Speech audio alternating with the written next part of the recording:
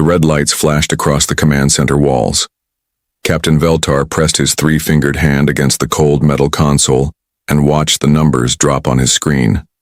Shield power at 30%, 28%, 25%. Each second brought them closer to death. "Captain, they're sending more dropships," Officer Krenda said from her station. Her voice shook as she spoke. 50 more ships coming down from orbit. Veltar looked at the tactical display. Red dots filled the screen like drops of blood. Each dot was a Vorthon attack ship carrying 30 soldiers. The math was simple and terrible. The colony had maybe 200 security officers left alive. The Vorthons had thousands of troops. "How long until the shields fail?" Veltar asked. 4 hours, maybe 5 if we shut down all other systems, Chief Engineer Mortek replied.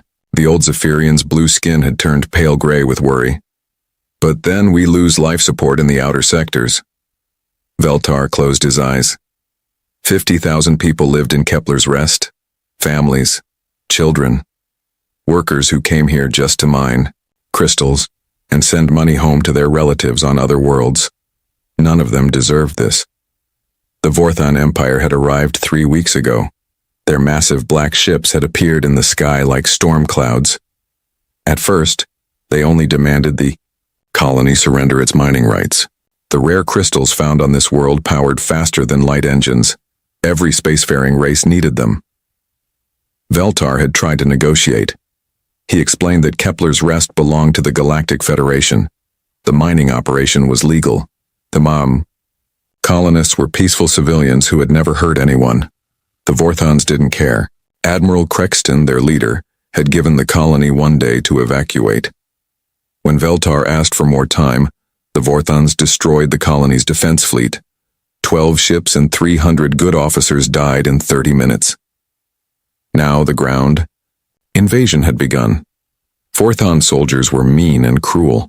They wore black armor that made them look like metal insects. Their weapons could burn through solid rock. Worst of all, they took prisoners as slaves. Veltar had heard stories from other worlds. He would not let that happen to his people. "Sir, we're getting reports from Sector 7, Communications Officer," Yenta said. Her voice was barely a whisper. "The outer defenses have fallen. The mining crews are falling back to the emergency shelters." Veltar nodded. They had planned for this. All the civilians were moving to underground bunkers near the colony center. The bunkers had food, water, and air for 2 weeks. But if the shields fell, the Vorthons would dig them out like insects from a nest. "What about the distress signal?" Veltar asked. "Any response from the Federation?" Yenta shook her head. "Nothing, sir. The jamming is too strong. We can't even tell if our messages are getting through." The captain walked to the window and looked out at his colony. Kepler's Rest had been beautiful once. Clean white buildings surrounded by gardens, wide streets where children played. Now smoke rose from burning structures. Explosions lit up the evening sky. Bodies of both defenders and attackers lay in the streets. His security forces were doing their best. They used mining lasers as weapons. They built barriers from metal plates and cargo containers. Some had even rigged mining charges as bombs. But it wasn't enough. The Vorthons had real military equipment. They had training. They had numbers. "Captain," Krenda called out. "Admiral Crexton is hailing us again." Veltar sighed. The Vorthon commander had been calling every few hours. Always the same message. Surrender now and only half the colonists would become slaves. Keep fighting and everyone would suffer. "Put him through," Veltar said. The main screen flickered to life. Admiral Crexton appeared in all his terrible glory. The Vorthon was twice as tall as a Zephyrian and covered in dark scales. His forearms ended in claws that could cut through metal. 2 sets of yellow eyes glowed with cruel intelligence. "Captain." "Veltar," Crexton said in his deep rumbling voice, "you continue to waste my time. Your shields grow weaker. Your soldiers die. Why do you make this harder than it needs to be?" "Because these people are under my protection," Veltar replied. "I won't hand them over to become your slaves." Crexton laughed. The sound was like rocks falling down a mountain. "Slaves? Only the healthy ones. The old and sick will simply die. Is that really better than surrender? Yes, Veltar said without hesitation. It is. The Vorthon admiral's eyes narrowed. Very well. I grow tired of this game. In 1 hour I will begin orbital bombardment of your civilian sectors. Your precious shields cannot stop my heavy guns. Every minute you delay surrender will cost 1,000 lives. The transmission ended. The command center fell silent, except for the beeping of alarms and the distant sound of explosions. Officer Krenda looked at her captain with wide eyes. Sir, what do we do? Veltar stared at the blank screen. He thought of all the families hiding in the underground shelters, children who trusted him to keep them safe, parents who believed he would find a way to save them. He had no miracles left to offer. We keep fighting, he said quietly. We make them pay for every meter of ground. We protect the civilians as long as we can. And we hope that someone, somewhere, heard our call for help. Deep in space, far from Kepler's rest, a human patrol ship continued its journey through the void. In its communications array, a recorded distress signal waited to be discovered. The message was weak and broken, but it carried 3 important words that would change everything. Civilians under attack. 3 days earlier, the USS Defiant moved through space like a sleeping giant. The massive ship was 2 kilometers long and painted dark gray. Its hull was covered in scars from battles fought in distant star systems. Weapon ports lined its sides, like the teeth of some ancient predator. Captain Jake Morrison sat in his command chair on the bridge. He was 45 years old with gray hair and tired eyes. 20 years of military service had taught him that space was full of dangers. Pirates, slavers, empires that thought they could take whatever they wanted. Morrison had spent most of his career fighting such enemies. Captain, we're picking up something on long-range sensors. Communications Officer Pete Collins said from his station. Collins was young, maybe 25, with bright eyes and quick fingers that danced over his controls. What kind of something? Morrison asked. Distress signal, sir. Very weak. It's coming from the Kepler system, about 3 days away at maximum speed. Morrison frowned. The Kepler system was outside normal patrol routes. Few ships went there except for the mining colony on the 4th planet. Can you clean up the signal? Collins worked at his station for several minutes. Static filled the bridge speakers. Then, through the noise, came a voice speaking in the common galactic language. This is Captain Veltar of Kepler's rest colony. We are under attack by Vorthon forces. Our defense fleet is destroyed. 50,000 civilians need immediate evacuation. Please, anyone who receives this message, we need help. They are killing innocent people. The bridge fell silent. Morrison's crew looked at him, waiting for orders. The captain stared at the main screen, thinking hard. 3 days to reach the colony. The message was already old. By the time they arrived, it might be too late. Collins, when was this message sent? Morrison asked. Based on signal degradation, I'd say about 18 hours ago, sir. Commander Lisa Grant, Morrison's second in command, stepped up beside his chair. She was a small woman, with dark hair and sharp green eyes. Grant had served with Morrison for 8 years. She could read his thoughts just by looking at his face. Jake, it's a colony full of civilians, she said quietly. We can't just ignore this. I know, Morrison replied. But look at our position. We're alone out here. The nearest Federation fleet is 2 weeks away. If the Vorthons have enough ships to destroy a defense fleet, what can one ship do? Chief Engineer Bobby Torres spoke up from the engineering station. Torres was a big man with thick arms and oil-stained hands. Captain, the Defiant isn't just any ship. We've got the latest weapons and shields. We can take on odds that would crush most vessels. Flight Commander Amy Sullivan nodded from her position near the tactical display. Sullivan led the ship's fighter squadron. She was tall and athletic, with short blonde hair and confidence that filled the room. My pilots are ready for anything, sir. We've trained for rescue missions.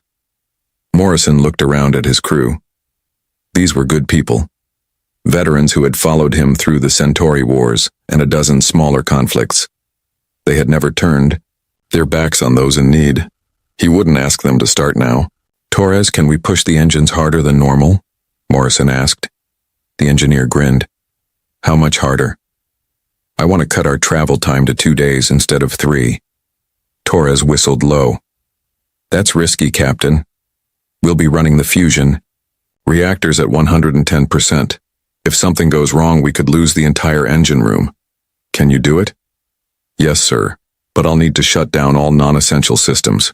No hot showers, no recreation decks, no fancy meals in the officers' mess. Morrison smiled grimly. I think we can live without luxuries for a few days. He turned to his navigator. Set course for the Kepler system. Maximum burn. Aye, sir, the navigator replied. His fingers flew over the controls. Course laid in. Engage. The Defiant's engines roared to life. The ship lurched forward as it accelerated to dangerous speeds. Throughout the vessel, crew members felt the vibration in their bones. This was no ordinary patrol cruise. This was a race against time. Commander Grant moved to her tactical station. I'll start reviewing what we know about Vorthan fleet tactics. If we're going up against an invasion force, we need every advantage we can get. Good thinking, Morrison said. Sullivan, get your pilots ready. I want every fighter checked and loaded for combat. We might need to hit multiple targets at once. Already on it, Captain, Sullivan replied.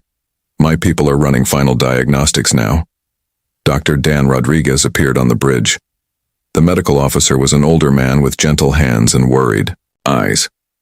Captain, I heard about the rescue mission. How many civilians are we talking about?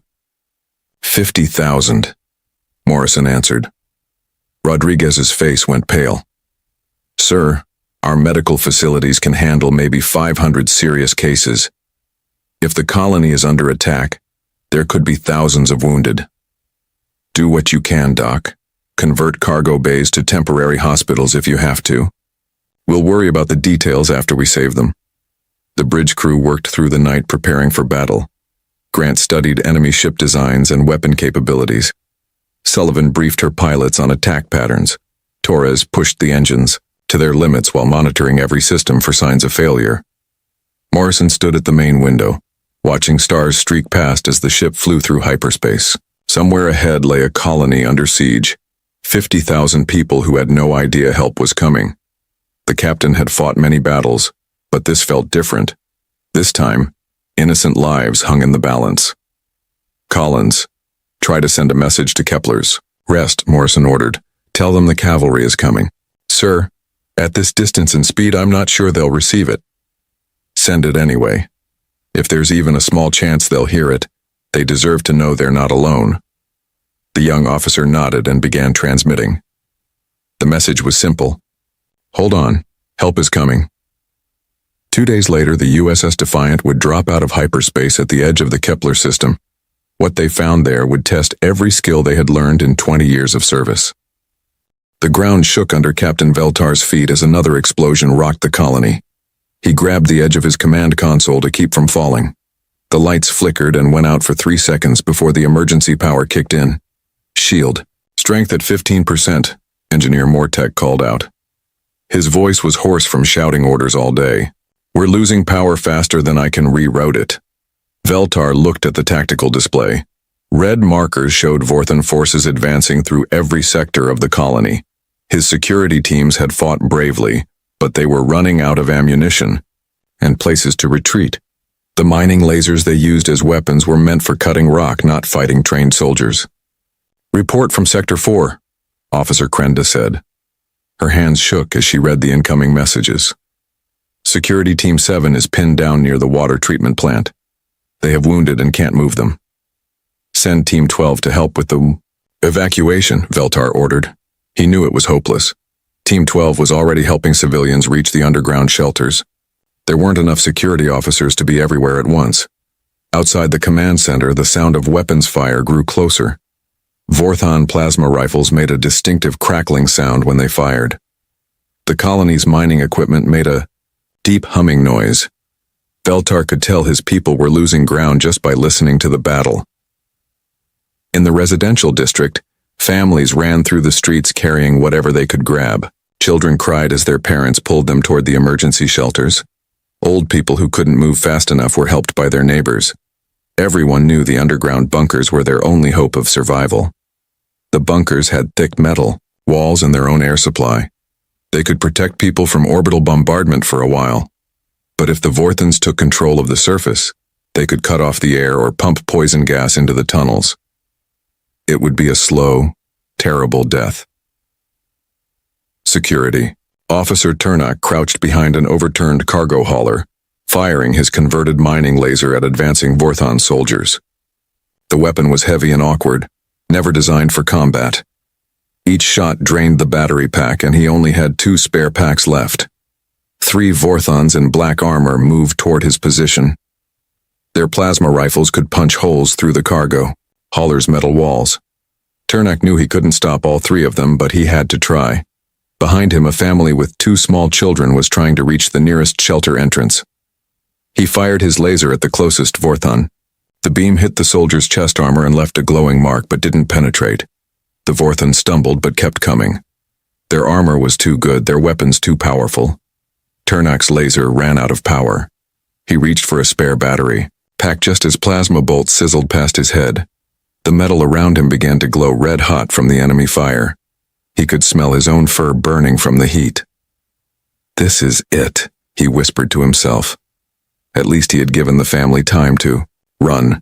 But then mining supervisor Kelson appeared with a heavy drilling unit. The machine was designed to bore through solid stone. When Kelson fired it at the Vorthons, the high-pressure beam knocked 2 of them off their feet and sent them flying backward. "Come on," Kelson shouted. "We have to get out of here." Turnock grabbed his remaining equipment and ran with the supervisor toward the shelter entrance. Behind them, more Vorthon soldiers appeared, but the 2 colony defenders made it to safety just as the heavy blast doors closed. In orbit above the planet, Admiral Crexton watched the battle reports on his command ship. The invasion was going well, but not as quickly as he had hoped. The colonists were putting up more resistance than expected. His soldiers had taken heavy casualties trying to advance through the mining equipment and improvised defenses. Admiral, his tactical officer, reported, "Our ground forces have secured 60% of the colony surface.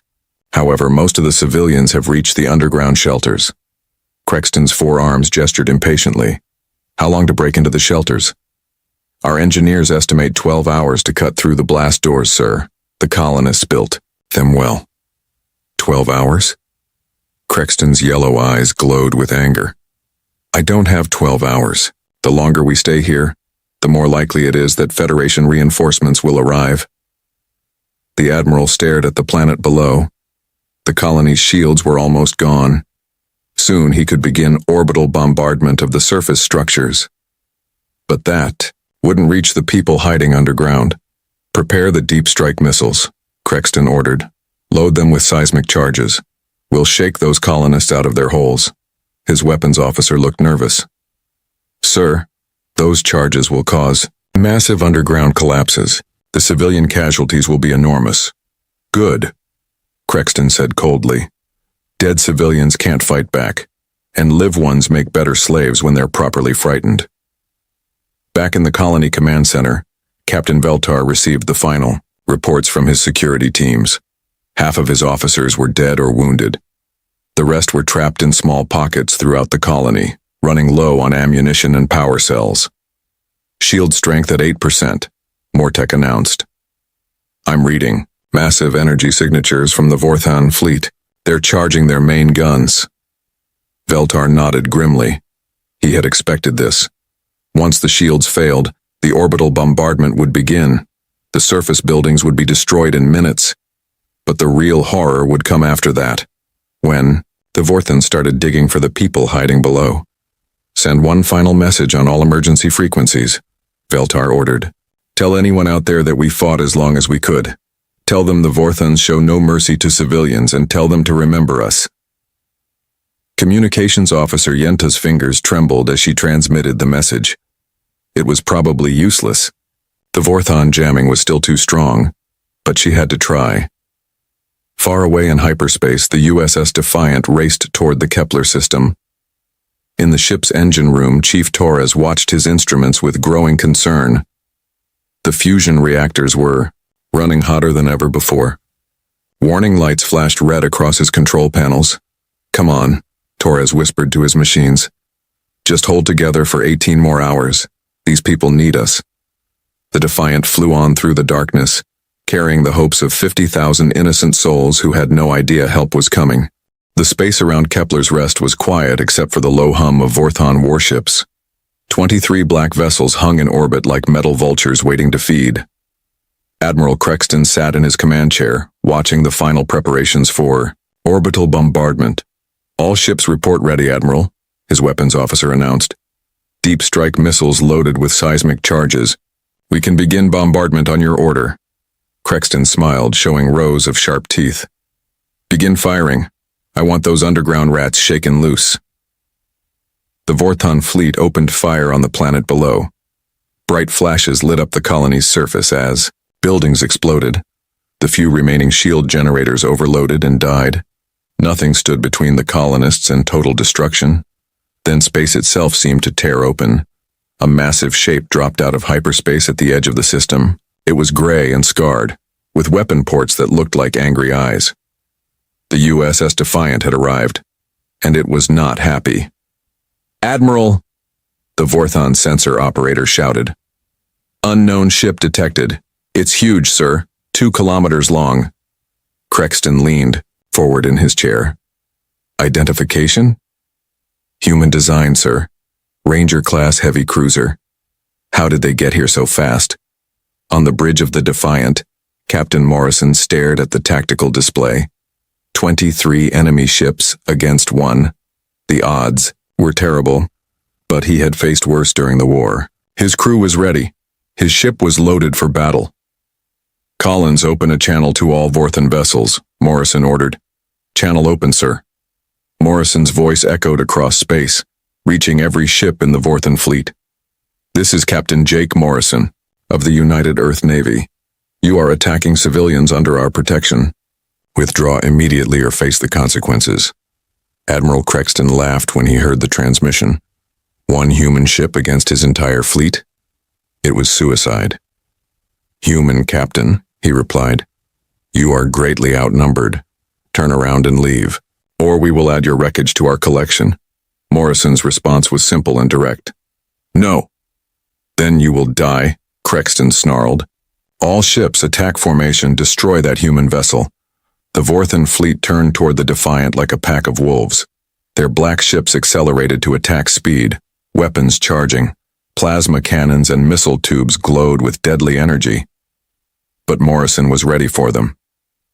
"Grant, you have tactical control," he said to his second-in-command.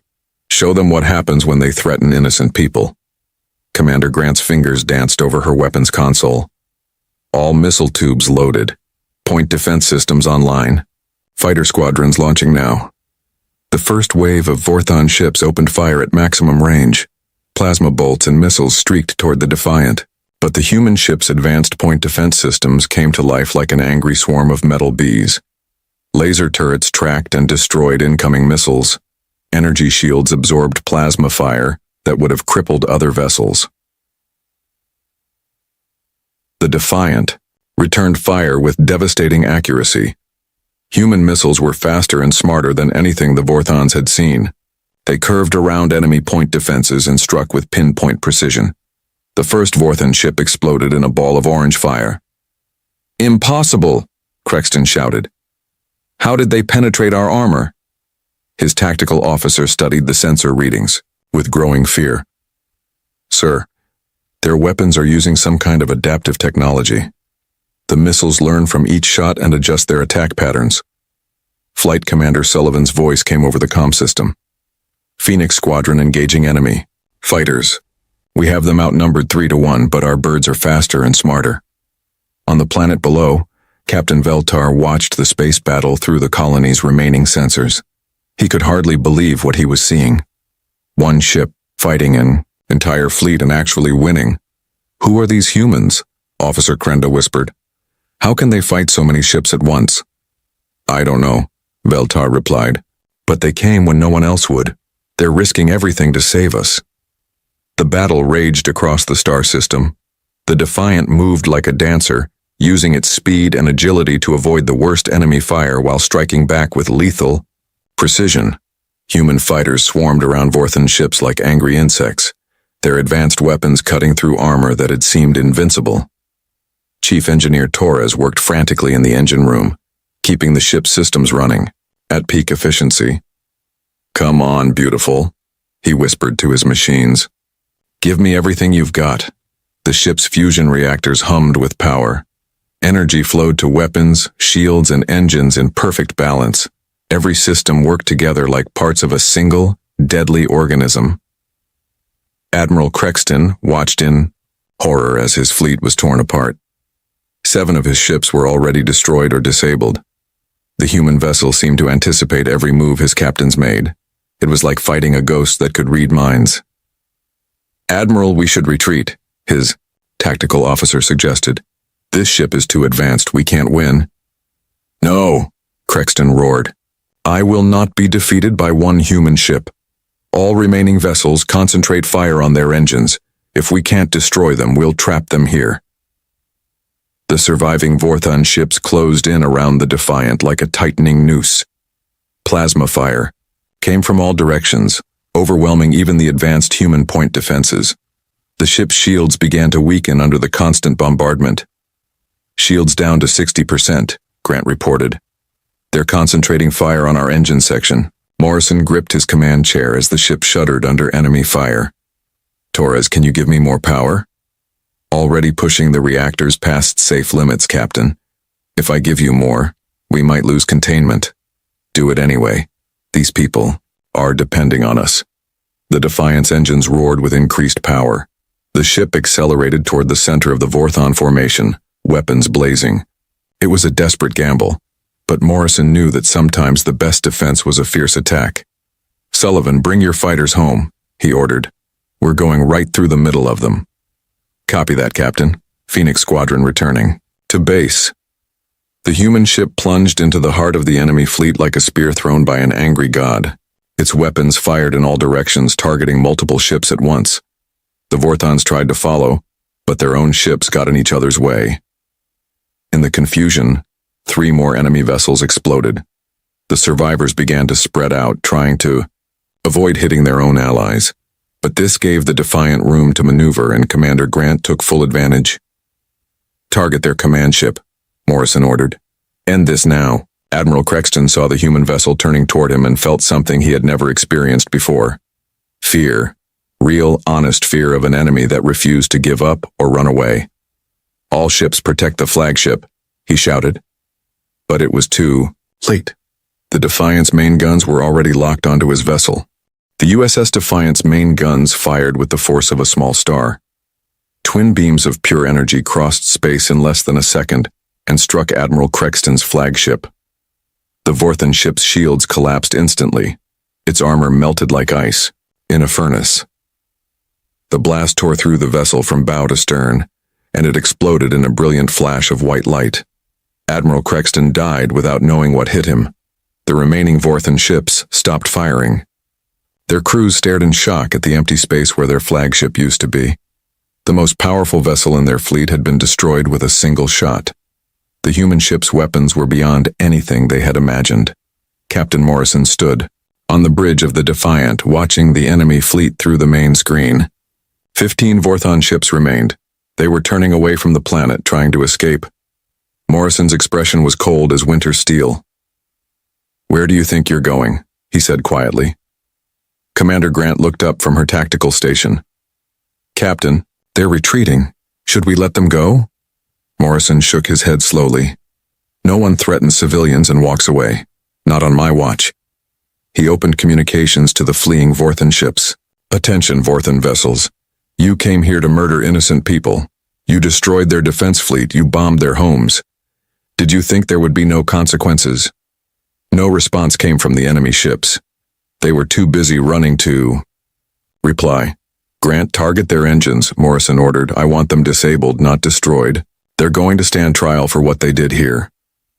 "Yes, sir," Grant replied. Her fingers worked the targeting controls with deadly precision. Missile locks acquired. Firing. Smart missiles streaked from the Defiant's launch tubes. Each one was programmed to target specific ship systems.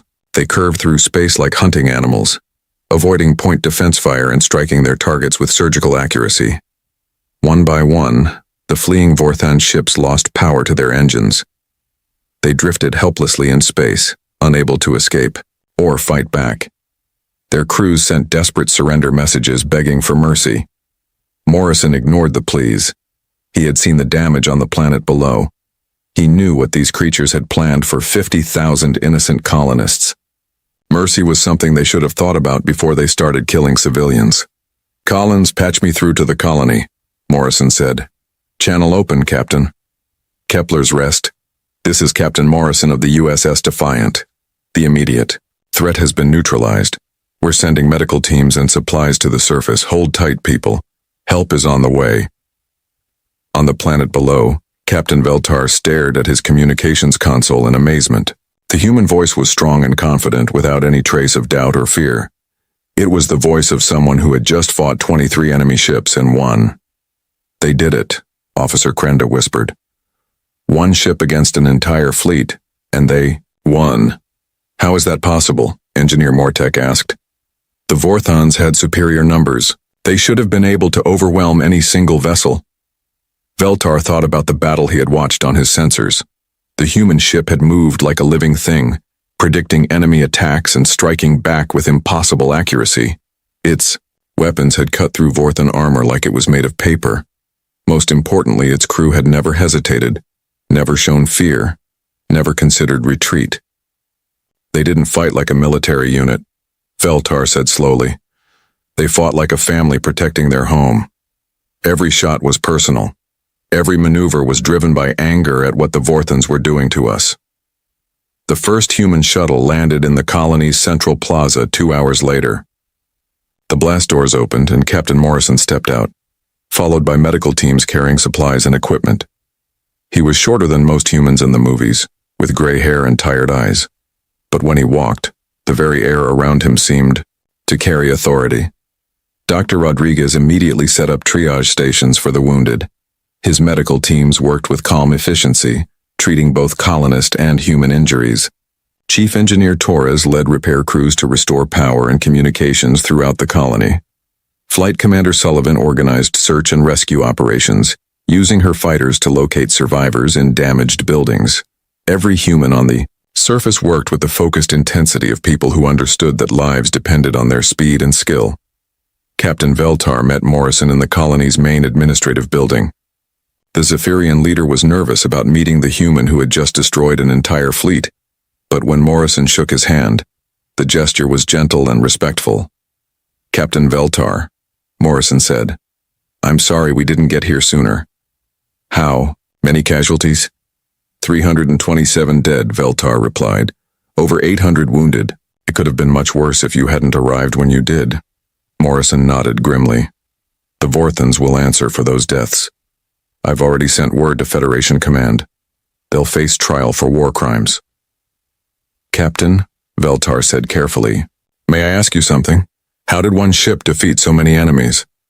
Morrison was quiet for a moment, looking out the window at his crew working to help the colonists.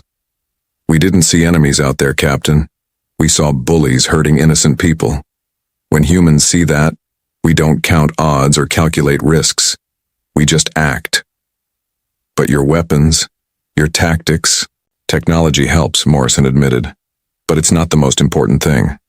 The most important thing is why you're fighting. We weren't fighting for territory or resources or glory. We were fighting for people who couldn't fight for themselves. That makes all the difference." Over the next week, the USS Defiant remained in orbit while its crew helped rebuild the colony. Human engineers worked alongside Zephyrian technicians to repair damaged systems. Medical teams treated the wounded and provided trauma counseling for survivors. The story of the Battle of Kepler's Rest spread quickly through the galaxy. Other species learned that when humans said they protected civilians, they meant it. Pirates and slavers began avoiding systems where human ships might patrol. Aggressive empires thought twice before attacking peaceful colonies. Captain Veltar stood in his rebuilt command center, watching the stars through the new windows. The USS Defiant was preparing to leave, returning to its patrol duties. The human ship had become legend among his people, but to Morrison and his crew it was just another day's work. A transmission came in from Captain Morrison. Kepler's Rest. This is the Defiant. We're departing system. Take care of yourselves and don't hesitate to call if you need help. Thank you, Captain Morrison, Veltar replied. We will never forget what you did for us. Just remember this, Morrison said. The galaxy is full of predators who think they can take whatever they want, but it's also full of people willing to stand up to them. You're not alone out here. The USS Defiant turned away from the planet and disappeared into hyperspace, carrying its crew to whatever crisis awaited them next. Behind them, 50,000 grateful colonists went about rebuilding their lives, secure in the knowledge that somewhere in the darkness, the wolves of Terra were hunting those who preyed upon the innocent. Jack Reed kicked a piece of metal across the dusty ground and watched it skid to a stop near his small ship. The hot sun of Rust Point beat down on his back, making sweat run down his face. Once, he had been Captain Reed of the Alliance military. Now he was just Jack, a scrap collector on a forgotten planet. Found anything good? Meg Wilson called out. She walked over, wiping grease from her hands onto her already dirty pants. Meg was the best engineer Jack had ever met. The Alliance had been stupid to turn her away, because she didn't have the right papers. Nothing much, Jack answered. Just more junk. Tom Clark joined them, his tall frame casting a long shadow. Well, I fixed the cooling system. Again. But we need new parts soon. Danny Harper ran up to the group, breathing hard. His eyes were wide with excitement. Guys, you won't believe what just happened. What is it? Jack asked. Big space battle, just beyond the moon. Alliance and Imperial ships blasting each other to bits. Danny waved his arms around to show explosions. And guess what happens after a battle? Jack felt a smile spread across his face. Debris. Lots of debris. Exactly. Danny nodded fast. And it's heading our way. Some pieces are already entering the atmosphere. Meg's eyes lit up. Fresh salvage. Good tech. Better than the rusty junk we've been finding, Tom added. Jack looked at their small ship. It wasn't much, just an old cargo hauler named the Collector. But it had a good hold for carrying salvage. How long before the corporate cleanup crews arrive? Jack asked. Danny shrugged. Maybe 2 days. They're probably still filling out paperwork. Then we move now, Jack decided. Grab your gear. We have a small window to get the good stuff before those vultures show up. 6 hours later, the Collector floated among the remains of the space battle. Broken ships and scattered parts drifted all around them. Some pieces still glowed hot from weapon hits. This is better than I thought, Tom said from the pilot's seat. Must have been a big battle. Jack looked at the scanner. Several Alliance cruisers and at least one Imperial battleship. Stay alert. Some systems might still be active. Meg pointed at a large chunk of metal. That's part of an Alliance ship engine. Very valuable. Danny whistled. And that looks like an Imperial weapon battery. Intact too. Let's start collecting, Jack ordered. Tom, keep us steady. Meg and Danny, suit up with me for EVA. Soon, the three of them were outside, using their suits' thrusters to move between debris. They attached cables to the larger pieces so the Collector could reel them in. Jack moved carefully through the floating graveyard of ships. He had seen many battles during his time with the Alliance, but being among the aftermath was different. This was just waste now. Trash to some, treasure to others. As he worked, Jack spotted something strange. A small container, perfectly intact, drifting away from a destroyed Alliance science vessel. That's odd, he muttered. He jetted over to it. The container was sealed tight with military-grade locks. No markings except for a small Alliance Science Division symbol. Jack's old military override codes wouldn't work on something this secure, but his curiosity was piqued. Meg, he called over the radio. I found something interesting. Can you come take a look? When Meg arrived, she examined the container. High security. Must be important. Can you open it? Meg smiled behind her helmet visor. Is space big? Give me 30 minutes back on the ship. The container sat on the table in the collector's small common room. The crew gathered around while Meg worked on the locks. Almost got it, she said, connecting wires from her tools to the container's panel. These are serious security measures. Military grade, but with science division modifications. Whatever's inside must be valuable, Danny said, eyes fixed on the container. Or dangerous, Tom added. With a soft click, the locks disengage. Meg looked up at Jack. It's open. Jack nodded. Let's see what we found. Inside was a smooth black sphere about the size of a human head. It sat in a custom-made cradle, surrounded by cooling systems and data ports. What is it? Danny asked, leaning closer. Meg carefully lifted the sphere. It's an AI core. Very advanced, but not like any I've seen before. Jack's heart raced. During his military time, he had heard rumors about experimental AI systems. Is it active? No, Meg answered. It's in standby mode. Probably shut down during the battle. Tom looked worried. If this belongs to the Alliance military, they'll want it back. We should dump it before they trace it here. As if answering Tom's words, the ship's comm system crackled to life. Attention all vessels in the Rust Point system. This is Alliance Cruiser Defender. We are searching for sensitive military property lost during recent combat operations. Any information leading to recovery will be rewarded. Withholding or interfering with recovery efforts is punishable under Alliance Military Code Section 47. The message repeated. Jack turned off the speaker. They're looking for this, he said, pointing at the sphere. Then we definitely should get rid of it, Tom insisted. Meg shook her head. Do you know how much this is worth? We could sell it to independent colonies that need protection from both the Alliance and Empire. Or we could use it ourselves, Danny suggested. They all looked at Jack. He stared at the black sphere, thinking hard. Just then, another message came through. This one was a general broadcast for the planet. Attention Rust Point Colony. This is Governor Mills. Due to recent events, all salvage operations are hereby suspended. Alliance military vessels will arrive within 48 hours to secure the area. All unauthorized ships must return to surface immediately. The crew fell silent. That meant no more salvage trips. No more income. Jack looked at their haul from today. Good pieces, but not enough to last them long. Then he looked at the AI core. I have an idea, he said slowly. A crazy one. Those are your best kind, Meg grinned.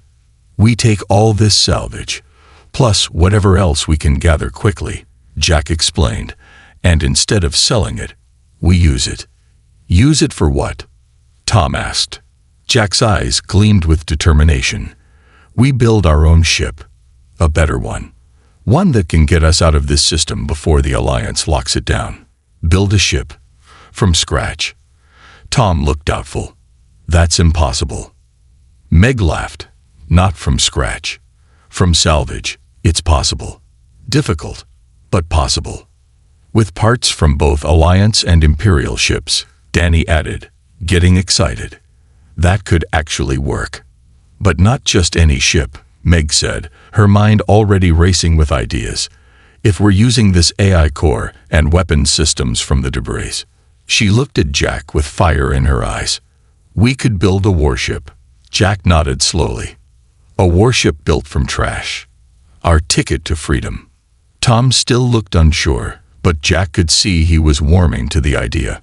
And if the Alliance comes looking for their AI before we're done. Jack smiled.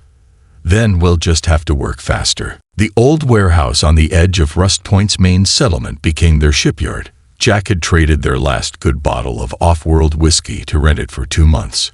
It was big enough to hold the growing pile of salvage they collected and hide their work from curious eyes. We need to move faster, Jack said as he helped Tom unload more debris from their latest salvage run. The Alliance patrols are getting closer to the planet. Meg didn't look up from her work. She sat cross-legged on the floor, surrounded by parts and tools, with the black AI sphere in front of her. You can't rush good engineering, Jack. We might not have a choice, he replied. Danny burst through the door, grinning wide. Got more power cells. And some guy at the trading post said an Imperial scout ship crashed on the far side of the hills. No one's claimed it yet. Tom wiped sweat from his face. That's too far. We'd need a ground vehicle. Already handled, Danny said proudly. Traded some of those Alliance food packs for an old rover. It's ugly, but it runs. Jack patted Danny's shoulder. Good work. We'll check it out tomorrow. For 3 weeks, they worked day and night.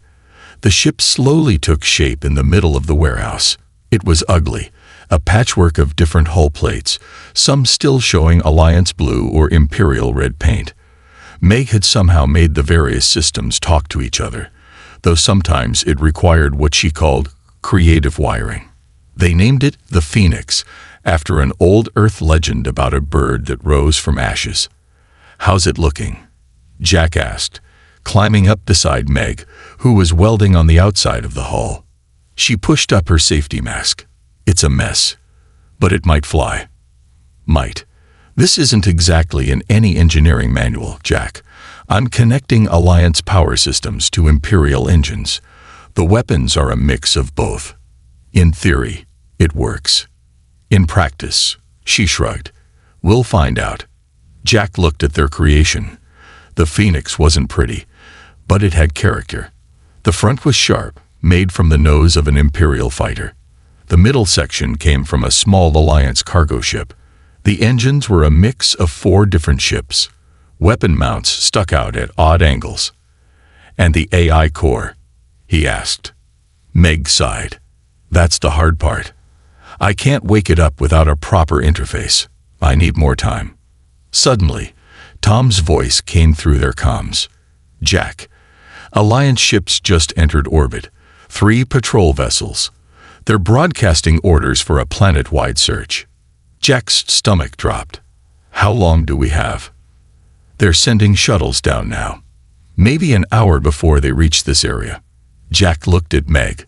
We need to launch. Now. Her eyes went wide. The Phoenix isn't ready. Life support is barely working. The engines haven't been tested. And the AI. Can we fly without it? Yes, but. Then we launch, Jack decided. Better to take our chances in space than face Alliance prison. The next hour was chaos. They loaded the last of their supplies and the tools they couldn't leave behind. Tom ran system checks while Meg tried to secure loose parts. Danny kept watch outside. They're coming. Danny's voice crackled over the comms. Alliance ground vehicles, about 10 minutes out. Get inside, Jack ordered. Tom, how are we looking? All systems show green, but I don't trust half these readings, Tom replied from the pilot's chair. This thing is held together with hope and Meg's genius. Meg rushed onto the bridge, her face streaked with grease. The hull is sealed. Engines are online. But Jack, the AI core. Later, Jack cut her off. Danny, are you in? Just close the hatch, Danny called back. Jack took a deep breath. Tom, take us up. Gently. The warehouse roof had been modified to open in sections. As it slid apart, the first rumble of the engines filled the air. The Phoenix shuddered, metal groaning, as it slowly lifted off the ground. Come on, Meg whispered, patting the wall beside her.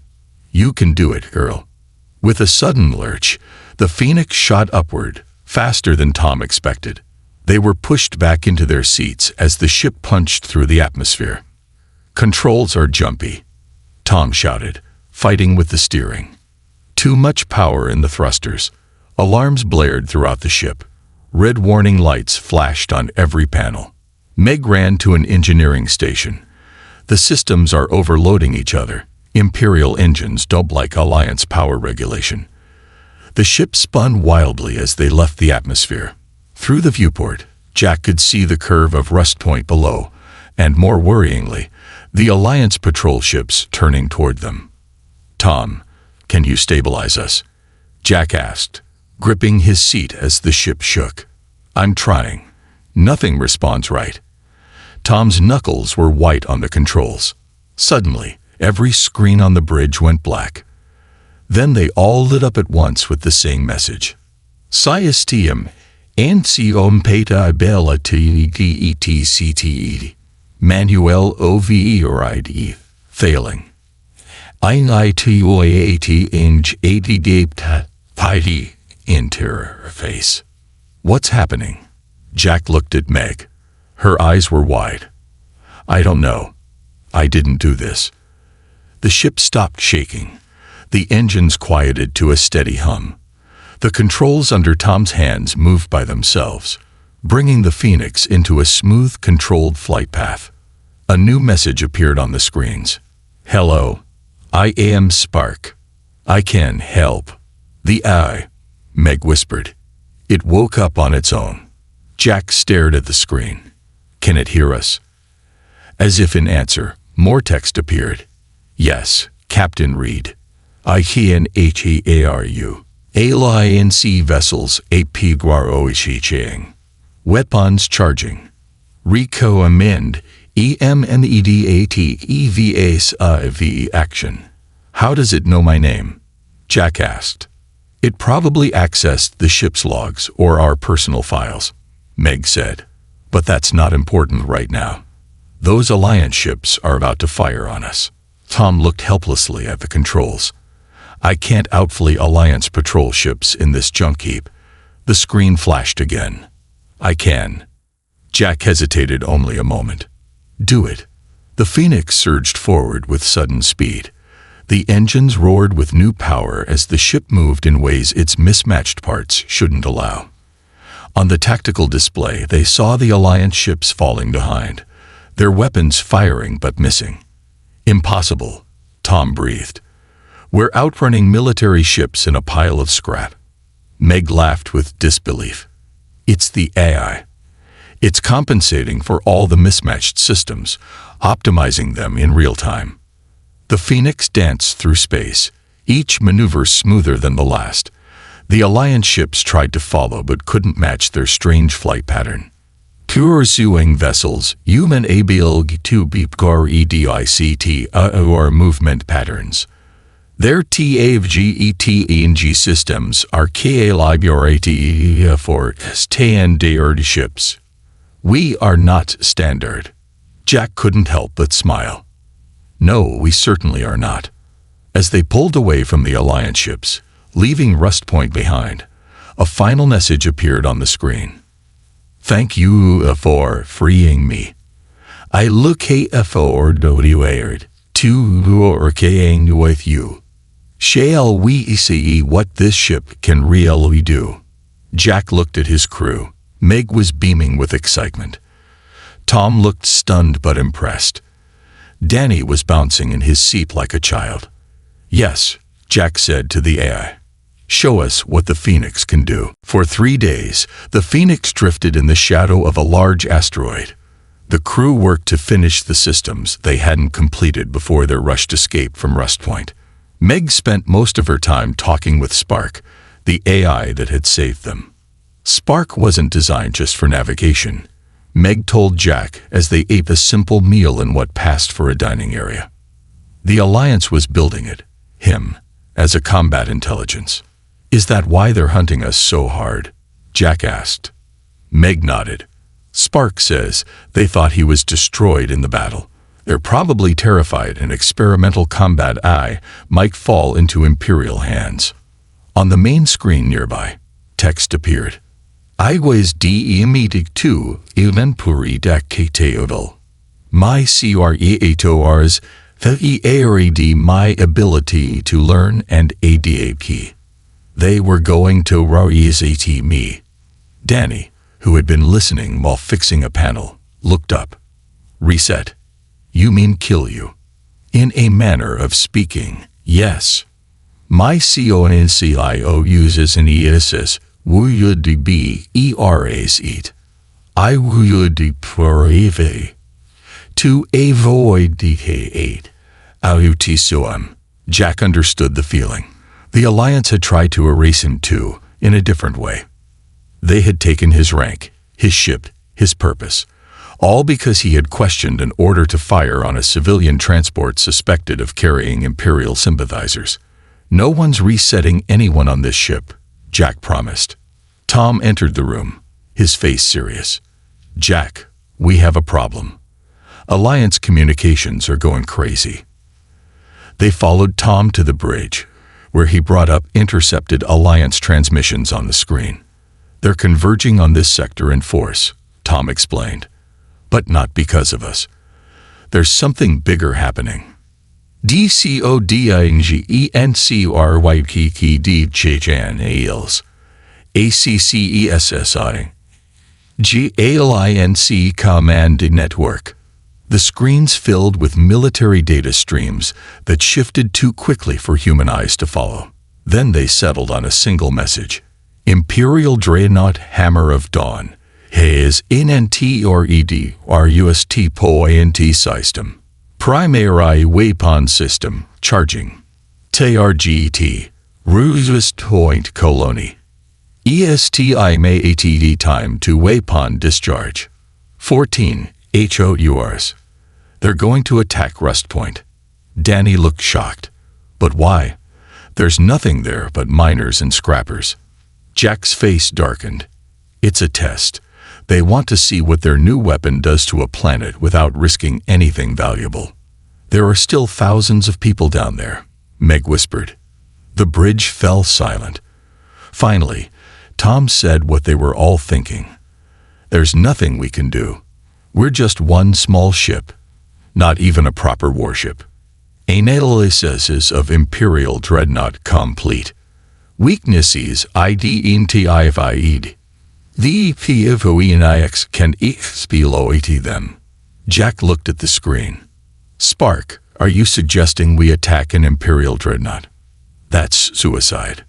Not ATTACK. DELay. ALINC forces EN wrote, but YLNOTARIV in time. We need to DLA weapon discharge by APPROXIMATEL 6 8 Meg studied the data Spark was displaying. He's right. The Alliance is sending ships, but they won't get here before the weapon fires. If we could just slow the Imperials down. And how exactly do we do that? Tom asked. We have scavenged weapons that barely work. Your AC estimate is NTO receipt. Our weapons are unique QE.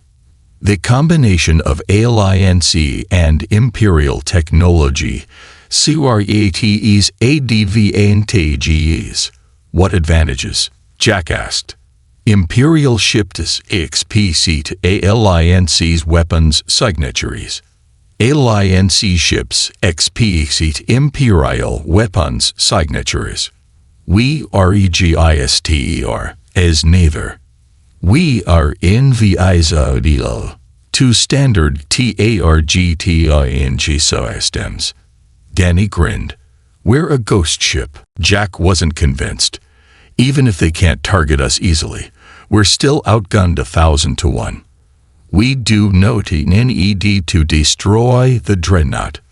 Only damage KEYSOISTMs to DLA weapon charge. IHAVIDNTIFIE 3 potential TAR GTs. The screen showed a schematic of the massive Imperial Dreadnought with 3 points highlighted.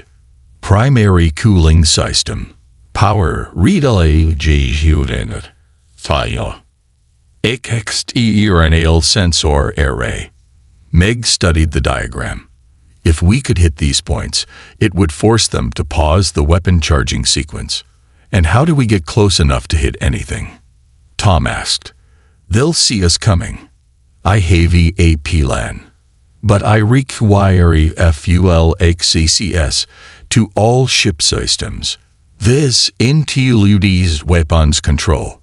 Jack exchanged looks with his crew. Giving an eye complete control of their ship was risky, but the alternative was watching thousands of people die. Do it, Jack decided. 6 hours later, the Phoenix approached the massive Imperial dreadnought. The Hammer of Dawn was truly enormous, over 30 times the size of their small vessel. Its hull was sleek black metal with red Imperial markings. The front of the ship housed a weapon array unlike anything they had seen before. "Spark, are you sure about this?" Jack asked, watching the dreadnought grow larger in their view screen. "Yes, Captain." Remained ONCURENT trajectory. Imperial SCANNERS KT Gidorizus as debris. The Phoenix was running dark, with minimal power. From the outside, it did look like just another piece of space debris, its mismatched hull plates and odd shape actually helping their disguise. 2 minutes to optimal firing position, Meg reported from her station. Jack felt sweat on his forehead. This close to the dreadnought, they could see Imperial troops moving inside through the large viewports. None seemed concerned about the small piece of debris drifting nearby. 1 minute, Meg counted down. Charging weapons. Ready to engage on your command, Captain. Jack took a deep breath. Fire. The Phoenix came to life all at once. Weapons that had been scavenged from both Alliance and Imperial ships fired in perfectly timed sequence. The shots hit exactly where Spark had planned. The cooling system exploded in a shower of sparks. The power relay junction cracked open, venting plasma into space, and the sensor array shattered. Alarms blared on the Imperial ship. The dreadnought's lights flickered as emergency systems activated. Direct hits on all targets. Meg shouted, amazed. Damage ASSESSMENT. Weapon charging CQUENC interrupted. Estimated DLA. 9 HOURs. Recommend immediate DEPR2R. The dreadnought's secondary weapons were turning toward them, but they were slow to respond. The Phoenix was already moving, engines at full power. They're launching fighters. Tom mourned as small ships poured from the dreadnought's hangar base. EVASIVPATER in OMEJ. Initiating COUNTRMEAS. The Phoenix moved in ways that shouldn't have been possible, twisting and turning between laser blasts. Some of the Imperial fighters crashed into each other trying to follow their unpredictable path. As they pulled away from the dreadnought, a message went out across all frequencies: Alliance, Imperial, and Civilian. Attention all ships and colonies in the Rest Point system. This is Captain Jack Reed of the Phoenix. The Imperial dreadnought is planning to use a planet-killer weapon on Rest Point colony. We have temporarily disabled their weapon systems. All civilians should evacuate immediately. This is not a drill. Repeat, this is not a drill. On the bridge of the Phoenix, the crew watched as their small act of defiance set off a chain reaction. Colony ships began launching from Rest Point. Alliance vessels adjusted course to intercept the dreadnought. We did it, Meg said softly. We actually hit an Imperial dreadnought and got away. Corey Qian. We DEAD them. The battle is not over. But we AVPRUVN, what het DVFOENIX can do? Jack nodded, a smile slowly spreading across his face. Yes, we have. And I don't think either the Alliance or the Empire is going to ignore us now. The Phoenix sped away from the dreadnought, a small ship built from trash that had just changed the battlefield forever. They're calling us the scrap ship, Danny said, reading from the communication screen. 2 weeks had passed since their attack on the Imperial dreadnought. The Phoenix had been hiding in a remote asteroid belt, making repairs and watching as the situation in the Rest Point system turned into a full battle zone. Scrap ship, Tom snorted, not very flattering. I like it, Meg said, not looking up from the panel she was fixing. It's honest. Jack studied the latest intelligence Spark had pulled from Alliance and Imperial channels. The evacuation of Rest Point was going slowly. Many ships had made it out, but thousands of people were still waiting for transport. Meanwhile, the Imperial dreadnought had repaired its systems and was once again preparing to test its weapon. New ALINC fleet approaching. ESTI arrival. 37 HOURs. 2 LAT to PRV into weapon discharge. WST POINT evacuation, only 64% complete. Jack rubbed his tired eyes. We bought them some time, but not enough. Meg joined him, her face smudged with grease. What are we going to do? We can't attack the dreadnought again. They'll be expecting us. HFY in analyzing Imperial communications. They have diverted resources to human T for US. He scrap ship his BCOM a priority target. Great, Tom muttered. We've got the whole Imperial fleet looking for us now. But Jack noticed something interesting in the data. Spark, bring up the Imperial fleet positions again. The screen showed the locations of all Imperial ships in the system. Most were clustered around the dreadnought, forming a protective screen. They're diverting resources to find us, Jack said slowly, which means their supply lines are stretched thin. Convoys are visually unable. Danny caught on. If they can't get supplies, they can't finish repairing the dreadnought. Exactly, Jack nodded. We can't take on their battle fleet, but we can hit their supply lines. Hit and run, Tom said, beginning to warm up to the idea. We strike fast and disappear before they can respond. HFY optimal targets. DISP weighing convoy routes. The screen shifted to show the paths of Imperial supply ships heading toward the dreadnought. Spark, do we have enough firepower to take on their escort ships? Jack asked. Conventional ATK would be unsuccessful. However, I have NTGRTEDNU technologies from our SALVG. We now do have limited CLO 8K and capability. Meg's eyes widened. Cloaking. You never told me about that. Integration. Only TVOM PLET 3 HOURS ACO. System. Uses modified Imperial Scout Ship. CEALTD. Tech Nonology. Combined with ALINC's sensor jamming. Can it hide us completely? Jack asked. For short periods only. Innovation APPRHH. Targets undetected. Then, strike before they can respond. Jack looked at his crew. It's risky, but if we can delay them long enough for the evacuation to finish. I'm in, Meg said immediately. Me too, Danny agreed. Tom hesitated, then nodded. Someone has to keep this junk heap flying. Over the next 3 days, the Phoenix became a ghost that haunted Imperial supply lines. They would appear from nowhere, strike with surprising power, then vanish before the Imperial ships could organize a response. The first convoy never knew what hit them. One moment, the supply ships were proceeding under escort. The next, a strange patchwork vessel appeared in their midst, weapons firing with deadly precision. The escorts were disabled first, not destroyed, just left drifting with damaged engines. Then the supply ships had their cargo holds breached, their contents vented into space. The second convoy was more alert, but it didn't matter. The Phoenix's strange mix of technologies confused their sensors. By the time they realized they were under attack, half their ships were already disabled.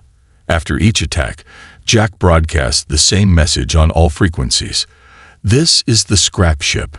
We will continue to defend Rust Point Colony against illegal Imperial aggression. Evacuation must be allowed to complete. In the command center of the Imperial dreadnought, Admiral Voss slammed his fist on the table. How is one ship made of garbage, causing this much damage? He demanded. His officers had no good answers. Sir, it's using tactics we've never seen before. Our targeting systems can't get a lock. It's like it knows our protocols. Then change the protocols. Voss shouted. We did, sir. 3 times. Somehow it adapts almost instantly. Voss stared at the tactical display, showing yet another supply convoy under attack. Divert the battle group from Sector 7. I want that ship destroyed. Back on the Phoenix, the crew celebrated another successful raid. Did you see that Imperial captain's face when we appeared right next to his flagship? Danny laughed. I thought he was going to faint. Even Tom was smiling. Our hit-and-run tactics are working. According to Alliance chatter, the Dreadnought's weapon is still offline. Jack checked the evacuation status. Rust Point is now 84% evacuated. We just need to keep this up a little longer. Meg looked worried, though. The Imperials are adapting. That last escort almost got a lock on us, and our systems are taking a beating. We can't keep patching things together forever. Imperial Battle Guru AP Poroching. 6X cruisers, 12 EDSTROIRs.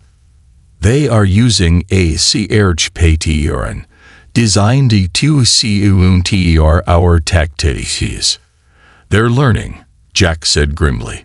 Rikiko meme indeed coerci of action. With the Tujuro to SCI-FI location. Await Alliance fleet arrival. Jack shook his head. No. If we run now, that dreadnought will destroy what's left of Rust Point. We need one more big distraction. What do you have in mind? Meg asked. Jack looked at the star map. The asteroid field where we found our first salvage. We know it better than they do. You want to lead a battle group into an asteroid field. Tom looked at Jack like he was crazy. That's suicide. Not for us, Jack said. Not with Spark helping us navigate, and those big Imperial ships will have a much harder time. The Pilan Hayes Merit. Imperial ship is KNOTMATCH. Our main UV ability. The ASTROID field, YLPROVID COVR, and resources. Resources, Danny asked. Meg's eyes lit up with understanding. More debris to use. We can repair on the fly, maybe even add new systems, if we find the right pieces. Jack nodded. And most importantly, if we can leave their battle group away from the Dreadnought, it will give the last evacuation ships time to escape. Tom still looked doubtful, but he didn't argue. If we're doing this, we should broadcast our position. Make sure they follow us. Exactly, Jack agreed. We're not just running, we're baiting a trap. On all channels, the Phoenix sent a clear message. Imperial forces, this is the scrap ship. Your supply lines are broken. Your dreadnought is crippled. Withdraw from Rust Point or face the consequences. Then they added coordinates, the edge of the asteroid field. MESSAG, RECEIVED by Imperial Battle Group. They AVCHANGDQRC to Interior CP. ESTIMATD time. 2CO and take heat. 5 HOURs. Jack smiled grimly. They took the bait. Let's go prepare our welcome party. The Phoenix turned toward the asteroid field, a small ship made of mismatched parts, about to face the might of an Imperial battle group. Against all odds, the scrap ship had become a battlefield legend. The Phoenix weaved through the asteroid field, dancing between massive rocks as if they were simple obstacles in a training course. Inside the ship, the crew worked with focused intensity. They had 5 hours to prepare their trap. How's our cloaking system? Jack asked as he helped Meg install a new power relay. It'll work for about 10 minutes at full strength, she answered. After that, we'll need at least an hour to recharge it. Tom called from the bridge. I've mapped the densest parts of the field. There are 3 choke points where we could ambush them. On the main screen, Spark displayed a 3D map of the asteroid field with the choke points highlighted. Imperial Batil Guru UP maintaining pursuit course. They have deployed scout ships in ADVNC formation. Recommend we eliminate scouts first. Danny entered the bridge, carrying parts salvaged from a recent run to a nearby wreck. Cut some Imperial targeting systems. Barely damaged. Meg's eyes lit up. Perfect. If we can integrate those with our Alliance weapons, we might be able to confuse their defense systems even more. The hours passed quickly as they prepared. The Phoenix was transformed once again, adding new salvaged parts to its already unusual frame. By the time the Imperial battle group reached the edge of the asteroid field, they were ready.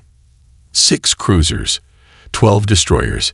Jack counted as they watched the Imperial ships approach on their sensors. Against 1 scrap ship. The odds seem almost fair, Danny joked, though his voice shook slightly. Scouts entering asteroid field now. FOUR ships, DLTA formation. Engaging Silo AKNG system. In 3, 2, 1. The Phoenix disappeared from all sensors. It moved silently through the asteroids, approaching the scout ships from behind. The Imperial scouts moved cautiously, scanning for threats but finding nothing. Weapons ready, Jack ordered quietly, as if the Imperials might hear them. Optimal firing solution calculated.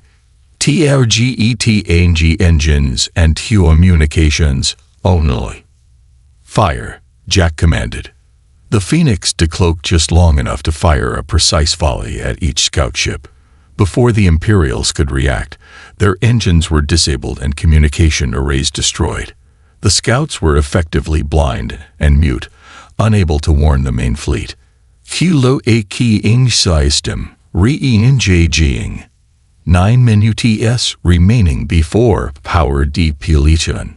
Main Imperial force entering first Chicho key point. Now for the real test, Jack said. Tom, take us to position 2. The Phoenix glided silently to a spot behind a large asteroid. As the Imperial ships entered the narrow passage between asteroid clusters, Jack gave the order. Spark. Execute pattern Phoenix. The AI didn't respond with text this time. Instead, the Phoenix burst into action. It decloaked, fired a barrage of missiles at the surrounding asteroids, then disappeared again. The missiles weren't aimed at the ships, but at the asteroids themselves. Explosions rocked the field. Large asteroids broke apart, sending thousands of smaller pieces hurtling toward the Imperial ships. The tight formation that had seemed like a strength now became a weakness. Ships collided trying to avoid the debris. Shields flared as they were hit by rock fragments. It's working, Danny shouted as they watched the chaos. Move to position 3, Jack ordered. The Phoenix relocated to another choke point as the Imperial ships struggled to regroup. Their neat formation was now scattered. 2 destroyers had significant damage, and 1 cruiser was venting atmosphere.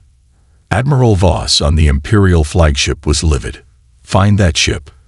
I don't care if you have to blast every asteroid in this field. The Imperial ships began firing wildly, destroying asteroids in all directions, hoping to hit the Phoenix by chance. They're getting desperate, Meg observed. Kilo AKNG powder depleted.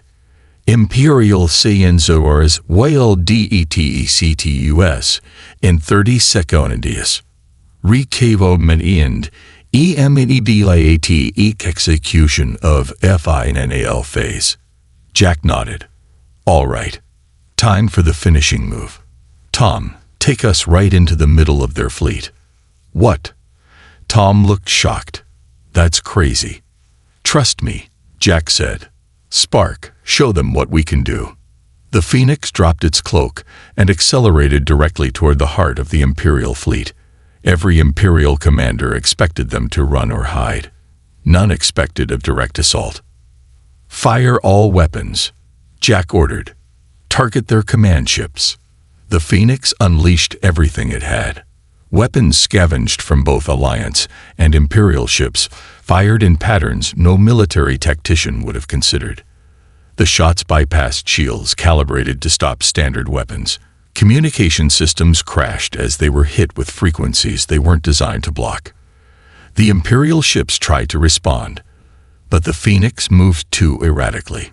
Its patchwork hull somehow deflected shots that should have destroyed it. When damage did occur, Spark rerouted systems so quickly that the Phoenix never slowed. "We can't keep this up forever," Meg warned as a panel exploded behind her. "The ship is taking too much damage." Jack knew she was right. They had hurt the Imperial fleet, but they were still outnumbered. Then, a new alert appeared on their screens. Alliance Fleet TTCT. Entering our UST point system. Engaging Imperial Dreadnought. They made it in time. Danny cheered. UST point evacuation status 100% complete. El civilian ships helier of danger zone. Jack felt a weight lift from his shoulders. We did it. We gave them enough time. The Imperial fleet received the news at the same moment.